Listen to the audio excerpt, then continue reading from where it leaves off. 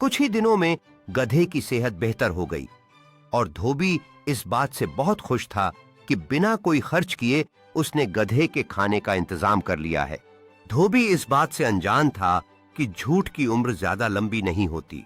एक दिन हमेशा की तरह धोबी गधे को खेतों में घास चराने ले गया। वहां मौजूद लोग भी शेर को देखकर डर के मारे भाग गए। उन सब में एक समझदार आदमी भी मौजूद था।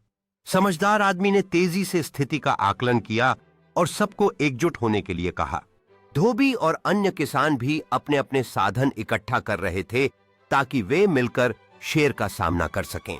धीरे धीरे सबने मिलकर शेर की ओर कदम बढ़ाया, लेकिन डर के मारे उनके हाथ कांप रहे थे।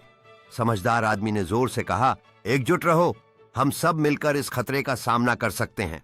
गधा अचानक आगे बढ़ता है, जोर से ब्रेक करते हुए सबका ध्यान अपनी ओर खींच लेता है।